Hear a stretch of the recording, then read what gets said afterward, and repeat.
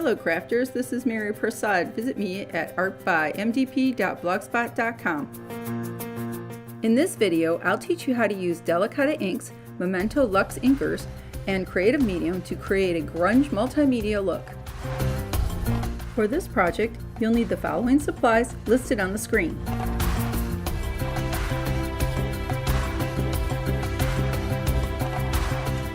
Here's a strip I made that I did some testing on. On the one side I did not use gesso, the other side I did. The gesso side looked much better. Without the gesso, the inks tend to sink into the paper and really stick. With the gesso, they glide over the surface, allowing the texture to show through. I used 3 types of papers in this project. One was a hot press satin grain, one is a rough texture, and one regular cardstock. The satin is more smooth, the hot press satin. The rough grain has a really nice texture which will show up with the paints. And the regular cardstock I'll use with my paper punches.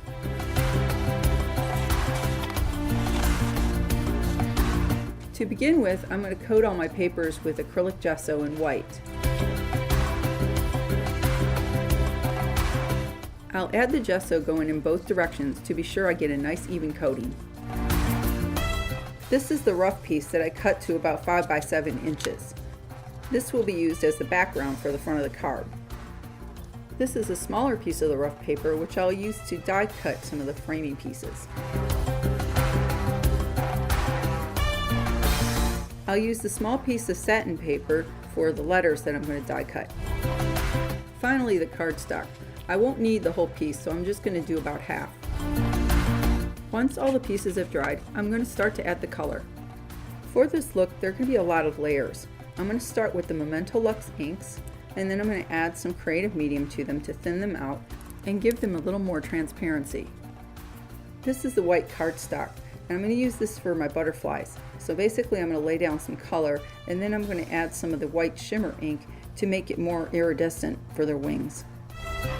I don't know how many butterflies I'm going to use, but I do know I want them in red and blue, so I'm just going to make some patches big enough for several butterflies. These other papers are going to have more layers, and I'm going to do these in strokes. This first piece is a satin. You'll probably notice the difference as I apply the paint to the rough. The paint really brings out the texture.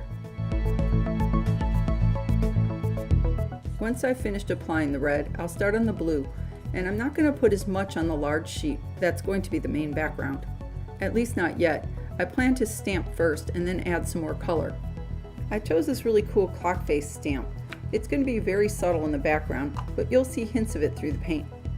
I'm using StazOn Jet Black ink for its staying power.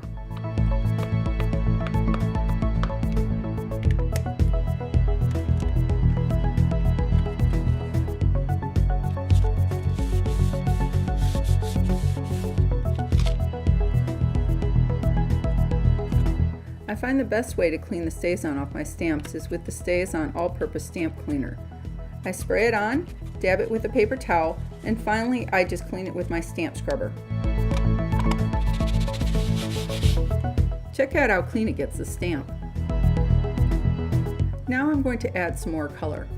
I'm going to apply it the way I did before, and then I'm going to change over to some ink blushers.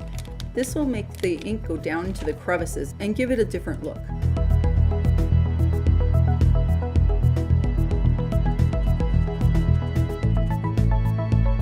For the next layer, I'm going to apply this beautiful Delicata black shimmer ink, again with an ink blusher.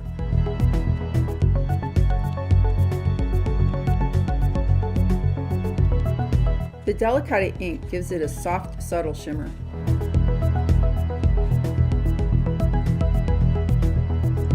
I'm also applying it to both of the smaller sheets.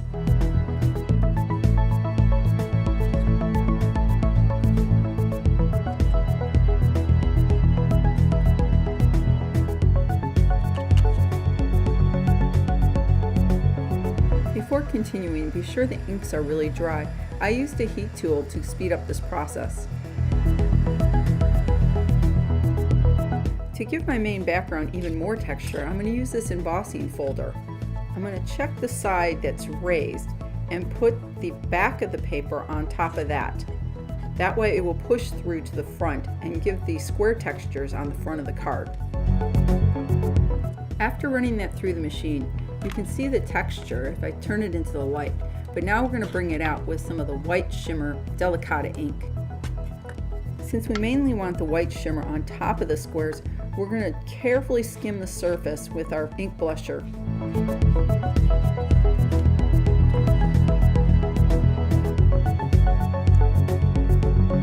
Also add white shimmer to the cardstock set aside for the butterflies.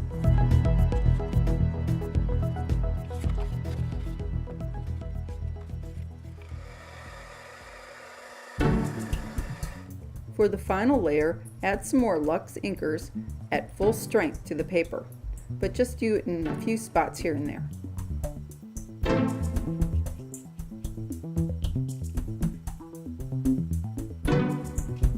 Next, I grabbed some of my butterfly punches and punched a variety of butterflies out of the different colors.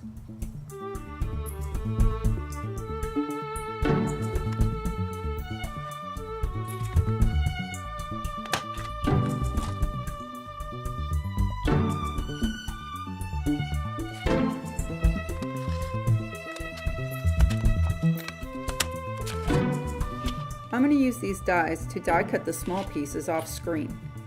The satin paper will be used for the word fly, and the rough paper will be used for the frame. I also cut a piece of blue cardstock for the card base. To add a little bit more depth, I'm going to finish all the edges with the black Delicata shimmer.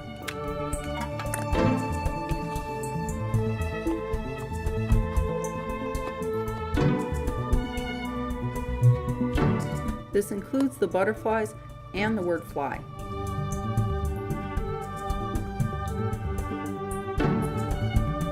For the stamp sentiment, I'm going to use VersaFine Onyx Black ink with a couple inexpensive alphabet sets that I bought at my local craft store.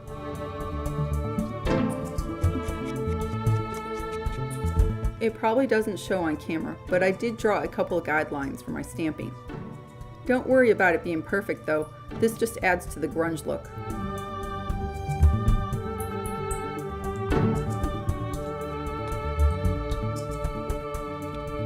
I wanted the blue paper to look like it had clouds, so I used the white shimmer Delicata ink and smooshed it around with the ink blusher until I got the look I wanted.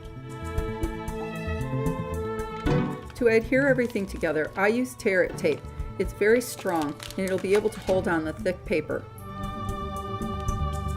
And here's a closer look at the paper and also the card.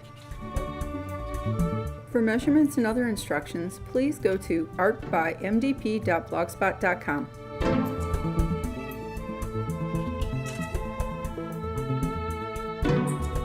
If you like this tutorial, please consider giving it a thumbs up. And thanks so much for watching.